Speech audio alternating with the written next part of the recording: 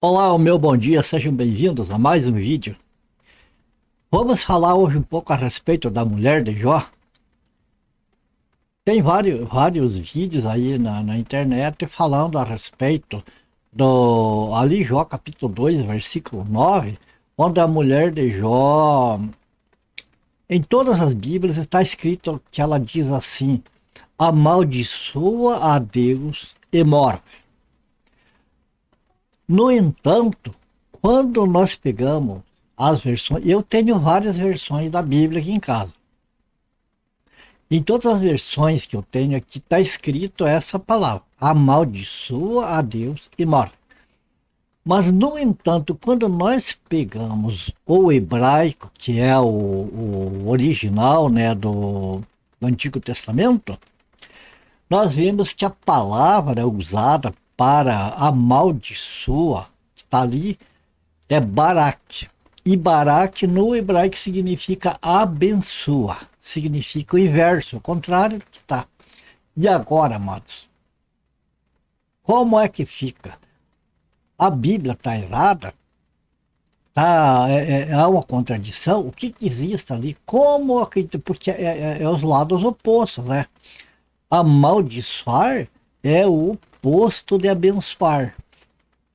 E a palavra que está escrita ali, no caso, é tipo assim, abençoa Deus e morre. Mas foi traduzido por amaldiçoa Deus e morre. E agora, Matos, como é que nós vamos entender isso aqui? Bom, na dúvida, a melhor é ir na Bíblia, né? Não tem outra maneira. E é isso que nós vamos fazer agora. Vamos lá, então? Olha, está aqui o texto. Eu peguei o texto aqui da Almeida Corrigida Fiel, mas pode pegar de qualquer outra versão da Bíblia que você vai ver que é a mesma coisa. Sempre está ali amaldiçoa. Então vamos ao texto. Veja bem. Jó capítulo 2, versículos 9 e 10. Então sua mulher lhe disse: ainda conservas a tua integridade? Amaldiçoa a Deus e morre. Desculpe. Mas ele lhe respondeu: falas como qualquer doida. Temos recebido o bem de Deus e não receberíamos também o mal?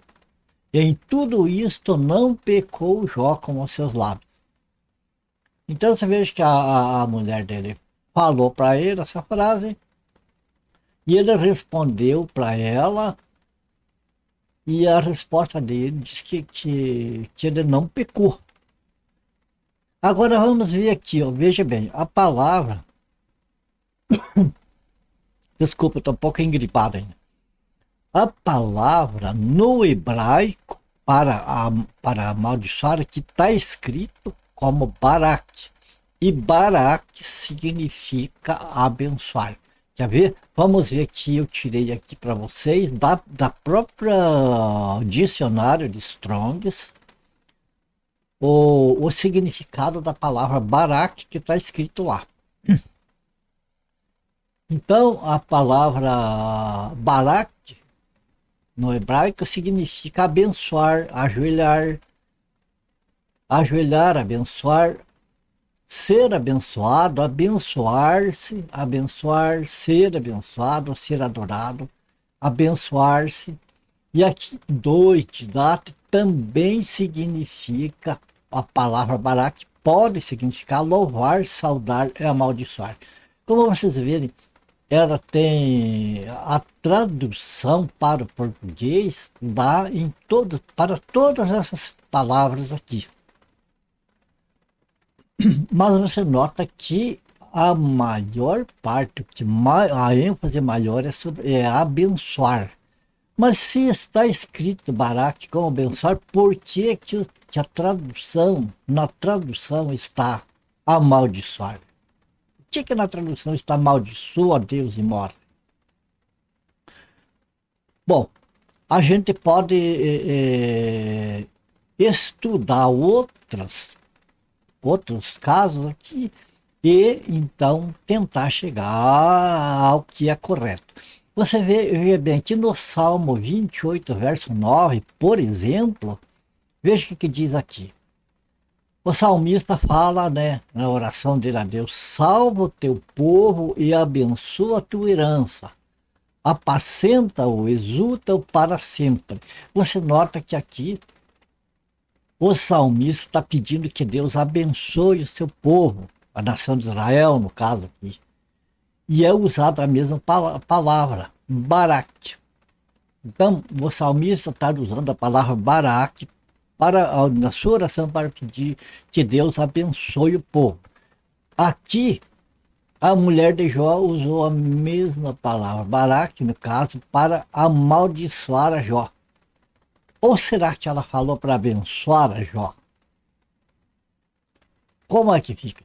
Nós temos mais um detalhe aqui para nós ver. Tem o que é chamado de eufemismo.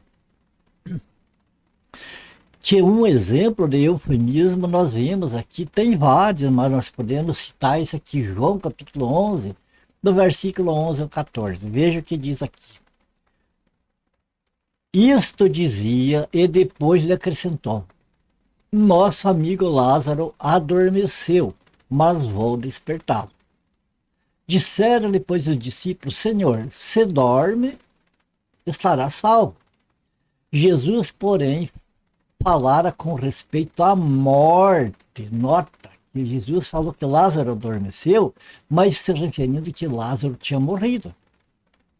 Com respeito à morte do Lázaro. Mas eles supunham que tivesse falado do repouso do sono. Então Jesus lhe disse claramente: Lázaro morreu. Então você nota aqui que Jesus falou a palavra adormeceu, se referindo à morte de Lázaro.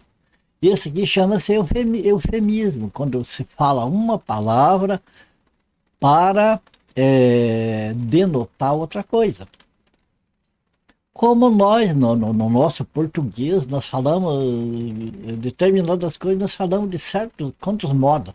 Por exemplo, aqui no Paraná, a abóbora, nós conhecemos por abóbora. Né? Lá naquela região do Nordeste, lá eles conhecem por girimum. E assim, tantas outras coisas. De repente fala uma coisa de uma maneira, de uma região para outra, é muito grande a diferença. Outro detalhe é que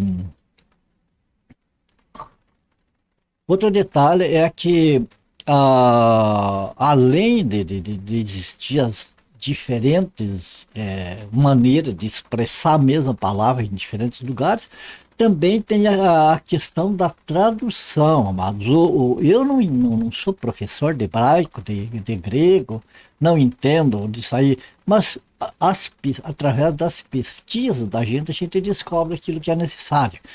Então, até onde eu sei, o idioma grego, o idioma hebraico, principalmente o hebraico bíblico, aquele bem antigo, como o livro de Jó, foi praticamente o primeiro livro da Bíblia a ser escrito.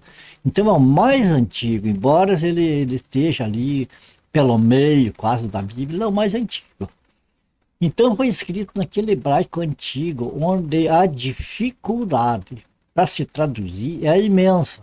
Por quê? Porque não se usava como nós temos. Veja bem, nós temos no português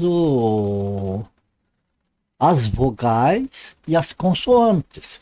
Então, para formar uma palavra, nós precisamos de vogais e consoantes, ou seja, precisamos do A, B, C até Z, e precisamos do A, E, I, O, U, que são as vogais. Então, essas vogais, A, E, I, O, U, não existiam no hebraico antigo. A palavra era compreendida pelo contexto e não pelo que estava ali. Então tinha essa dificuldade também, como que traduzir uma palavra, por exemplo, português só em vogais, como é o caso do nome do Deus Todo-Poderoso, Altíssimo, quando é 4 caracteres ali, né? que são todas vogais, YHWH. Não tem como traduzir, como pronunciar a palavra. Então, a dificuldade de tradução do hebraico, principalmente para o português, é tremenda. Então, tem que se considerar todas essas coisas. O importante é que a mensagem não é prejudicada por isso, por esse causa. Então, pode ser que para traduzir para o brasileiro, para o português, né, o nosso brasileiro, possivelmente quem traduziu se baseou no contexto imediato. Porque você nota o seguinte, que vamos ler de volta o texto para a gente ver. Ó. Então sua mulher lhe disse, ainda conservas a tua integridade? Ela falou assim como que repreendendo Jó. Poxa, Jó, você está nesse estado aí e ainda, você ainda continua fiel a Deus, você ainda acha que Deus é o Todo-Poderoso, que Deus é amor. Nesse estado que você está, veja o que Deus está fazendo para você. Então nós vemos uma coisa, que a mulher de Jó, da maneira que ela falou, de duas coisas, uma, ou ela tinha um amor imenso por Jó e não suportava ver o sofrimento dele, então falou, amaldiçoa a Deus, que assim Deus acaba com você de imediato, acaba esse sofrimento. Ou então ela falou no sentido de dizer que Jó estava sendo um idiota de ainda confiar em Deus, ainda esperar alguma coisa de Deus. E dizer amaldiçoa e mora. Por que que a gente entende isso aqui? Por ela falar sobre a integridade de Jó e pela resposta de Jó. Veja aqui está o contexto na resposta de Jó. O que que Jó respondeu para ela quando ela falou isso? Ele falou, você fala como uma doida. Jó, ele sendo íntegro, se a mulher dele tivesse falado abençoa a Deus e morre, jamais ele ia dar uma resposta dessa para ela. Isso é óbvio. Porque ele deu uma resposta assim, repreendendo ela, chamando ela de doida. Como que diz, você é doido, você não sabe o que está fazendo, você não conhece Deus, você não sabe quem ele é, como eu sei. Então, tipo assim, fique quieto, não tem coisa boa para falar, fique aí no teu canto. Então, por isso a gente entende aqui que, com certeza, essa palavra Baraque, que a mulher de Jó falou, ela falou realmente para ele amaldiçoar Deus.